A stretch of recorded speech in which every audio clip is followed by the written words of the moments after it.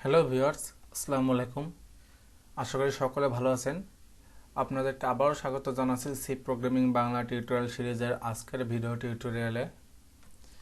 আজকে আমরা C programming এর হেডার ফাইল সম্পর্কে জানবো, অর্থাৎ হেডার ফাইল কি এবং কেন ব্যবহার করা হয় ইত্যাদি সম্পর্কে জানবো। তো আজকে আমরা প্রথমে জানবো হেডার ফাইল কি এবং কেন ব্যবহার করি। এছাড়াও জানবো বিভিন্ন ধরনের হেডার ফাইল সম্পর্কে এবং তাদের ব্যবহার সম্পর্কে। তো প্রথমে জেনে নিই হেডার ফাইল কি। হেডার ফাইল হলো এক ধরনের ডট এইচ এক্সটেনশন যুক্ত ফাইল। এখানে দেখতে পাচ্ছেন লেখা আছে, আমি লিখে রেখেছি, হেডার ফাইল হলো এক ধরনের ডট এইচ এক্সটেনশন যুক্ত ফাইল, অর্থাৎ এই ফাইলটির এক্সটেনশন থাকবে ডট এইচ।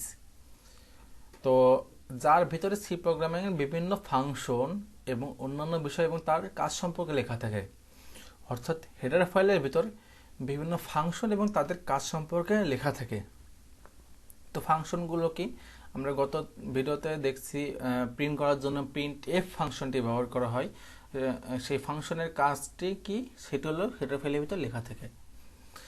তো বিভিন্ন ফাংশন ব্যবহারের সময় কম্পাইলারকে ফাংশন চেনানোর জন্য যে কোন ফাংশনটি কি কাজ করে এবং সেই অনুযায়ী কম্পাইলার কাজ করবে, এটি বোঝানোর জন্য হেডার ফাইল ব্যবহার করা হয়। তো এখানে একটি প্রোগ্রামিং এক্সাম্পল দেখতে পাচ্ছেন, যেটি আমরা গত লেকচার ভিডিওতে দেখেছিলাম। এটি প্রিন্ট করার প্রোগ্রাম। তো এখানে দেখতে পাচ্ছেন প্রিন্ট এফ নামে একটি ফাংশন আছে। প্রিন্ট এফ ফাংশনের কাজ কি, কোনো কিছু যদি আমরা এর ভিতরে লিখি, সে লেখাটাকে আউটপুট দেখানো, অর্থাৎ প্রিন্ট করে দেখানো। দেখুন, প্রিন্ট করার অর্থ তো আমরা বুঝতেছি যে প্রিন্ট অর্থ প্রিন্ট করা, মানে কোনো কিছু আউটপুট দেখানো, কিন্তু কম্পিউটার তো বোঝে না বা কম্পাইলার বোঝে না যে প্রিন্ট দ্বারা প্রিন্ট করতে হবে। এটাকে বোঝানোর জন্য একটি ডকুমেন্টেশন আছে, যেটির ভিতর লেখা আছে যে প্রিন্ট এফ এর সাহায্যে শুধুমাত্র প্রিন্ট করা হবে। কোথায় লেখা আছে? হেডার ফাইলের ভিতর লেখা আছে। এখন হেডার ফাইলটি কোনটি? এখানে দেখতে পাচ্ছেন হ্যাশ ইনক্লুড দিয়ে stdio.h দেওয়া আছে, অর্থাৎ stdio.h এটিই হলো হেডার ফাইল। আমি এখানে বলেছিলাম, দেখুন, যে হেডার ফাইল হলো এক ধরনের ডট এইচ এক্সটেনশন যুক্ত ফাইল। এখানে দেখতে পাচ্ছেন stdio এর সাথে কিন্তু ডট এইচ এক্সটেনশনটি যুক্ত আছে, অর্থাৎ এটি হলো সেই হেডার ফাইল। তাহলে stdio মানে কি? std অর্থ স্ট্যান্ডার্ড, আই অর্থ ইনপুট, ও অর্থ আউটপুট। অর্থাৎ এই নামের মাধ্যমে বুঝতে পারছেন যে এই হেডার ফাইলের ভিতরে সি প্রোগ্রামিং এর ইনপুট এবং আউটপুট সম্পর্কিত বিভিন্ন ডকুমেন্টেশন দেওয়া আছে। সেই ডকুমেন্টেশনগুলোর সাহায্যে কম্পাইলার কাজ করে থাকে। অর্থাৎ প্রিন্টএফ ফাংশন যদি ইউজ করি, প্রিন্টএফ ফাংশন কিভাবে ব্যবহার করা হবে সেটি সম্পর্কে stdio.h নামক হেডার ফাইলের ভিতর কিন্তু বলা আছে। কম্পাইলার যখনই প্রোগ্রামটি রান করা শুরু করবে, প্রথমে সে মেইন ফাংশন থেকে রান করা শুরু করবে। সে মেইন ফাংশনে যাবে, যখন মেইন ফাংশন পাবে সে মেইন ফাংশনের ভিতর ঢুকবে, ঢোকার পর প্রথম লাইন যেটি পাবে প্রিন্টএফ। যখন সে প্রিন্টএফ পাবে, তখন সে হেডার ফাইলের ভিতর খোঁজ করবে যে প্রিন্টএফের কাজ কি।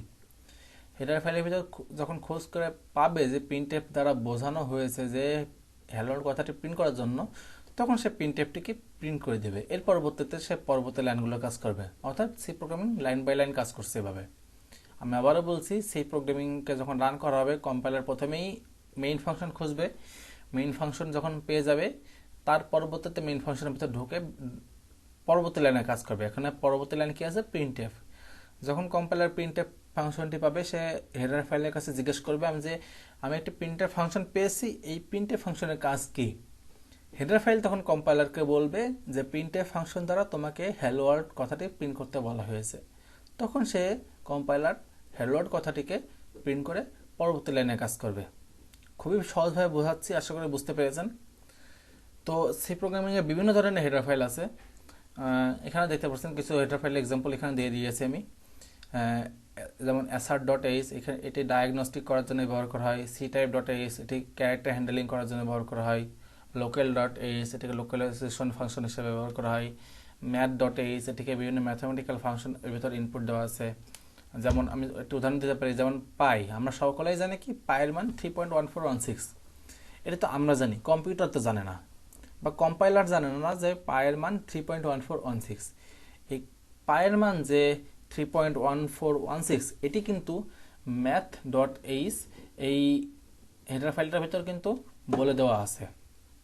ঠিক সেই অনুযায়ী এখানে দেখতে পাচ্ছেন stdio.h, যেটা আমরা অলরেডি ব্যবহার করে ফেলেছি।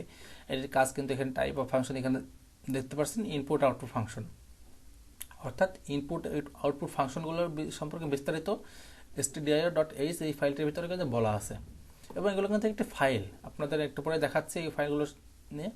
এবার দেখতে পাচ্ছেন string.h স্ট্রিং ফাংশনে কাজ করে, time.h ডেট অ্যান্ড টাইম নিয়ে কাজ করে।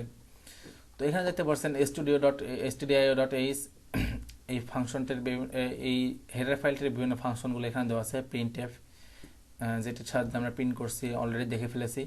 scanf, এটির সাহায্যে ইনপুট নিতে হয় কিবোর্ড থেকে।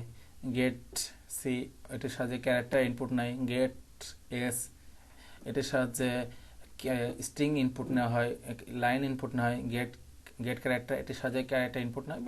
অর্থাৎ বুঝতে পারছেন যে stdio.h এর ভিতর ইনপুট আউটপুট সম্পর্কিত যা যা ফাংশন আছে সব কিছু ইনপুট দেওয়া আছে। তো চলুন আমি হেডার ফাইলগুলো আপনাদেরকে একটু দেখিয়ে নিয়ে আসি। তো অবশ্যই আমাদের হেডার ফাইল, যেহেতু ফাইল আমাদের একটি সে ফাইলটা খুঁজে বের করি। আমরা প্রথমে সি টাইপে যাব। আমি যেখানে ইনস্টল করেছিলাম, আপনাদের ইনস্টলেশন ডিরেক্টরি আলাদা হতে পারে, প্রত্যেকে আলাদা হতে পারে। তো আমি আমার যেখানে ইনস্টল করেছিলাম সেটা দেখাচ্ছি।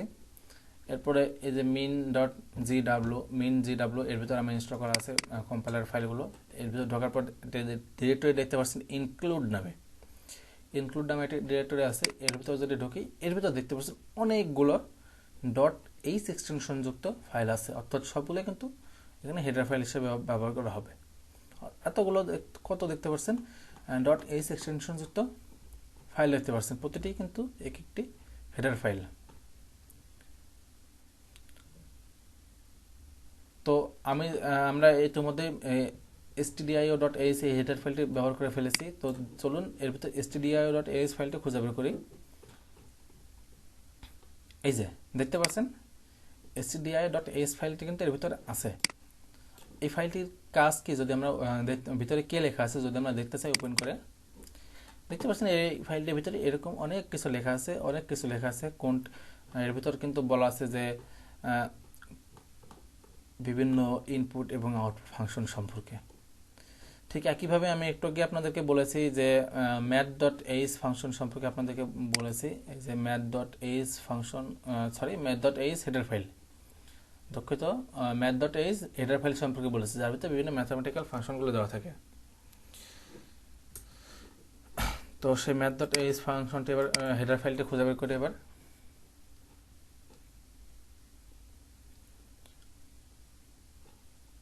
হ্যাঁ, এখানে দেখতে পাচ্ছেন math.h নামে হেডার ফাইলটি। এটা যদি ওপেন করি, এটার ভিতরে একইভাবে অনেক কিছু লেখা দেখতে পারবেন। তো আমি আপনাদেরকে একটি উদাহরণ দিয়েছিলাম পাইয়ের সম্পর্কে, যে এই math.h এর ভিতর পাই সম্পর্কে বলা আছে। তো এটা যদি আমরা খুঁজে বের করি, Ctrl+F দিয়ে যদি সার্চ করি, পাই লিখি, ফাইন্ড, এই যে এখানে দেখতে পাচ্ছেন পাইয়ের কিন্তু মানগুলো এখানে দেওয়া আছে। যেমন ডিফাইন মিডিয়াম পাই দেখতে পাচ্ছেন 3.141592565, অর্থাৎ পাইয়ের যে মানটা এখানে দেওয়া আছে। তাহলে বুঝতেই পারছেন যে আমি যদি এতগুলো সংখ্যা তো আমার মনে রাখা সম্ভব না, এত বড় সংখ্যা। সেখানে যদি আমি math.h হেডার ফাইলটি প্রোগ্রামিংয়ে ব্যবহার করে জাস্ট আমি পাইয়ের মানটাকে কল করে দিই, তাহলে কিন্তু আমার এই সংখ্যাটি অটোমেটিক্যালি প্রোগ্রামিংয়ে ইনক্লুড হয়ে যাবে। তো আশা করি আপনারা সকলে হেডার ফাইল কি এবং তার কাজ সম্পর্কে বুঝতে পেরেছেন। তো সকলকে ধন্যবাদ আমার পুরো টিউটোরিয়াল ভিডিওটি দেখার জন্য। সকলকে আবারও অনুরোধ করছি আমার চ্যানেলটিতে অবশ্যই সাবস্ক্রাইব করবেন এবং বেল আইকনটিতে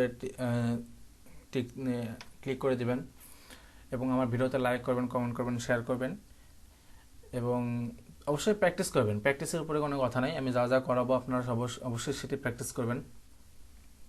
তো সকলকে আগামী ভিডিও টিউটোরিয়াল দেখার আমন্ত্রণ জানিয়ে আজকের মতো আপনাদের কাছ থেকে বিদায় নিচ্ছি। সবাই ভালো থাকবেন, সুস্থ থাকবেন, আল্লাহ হাফেজ।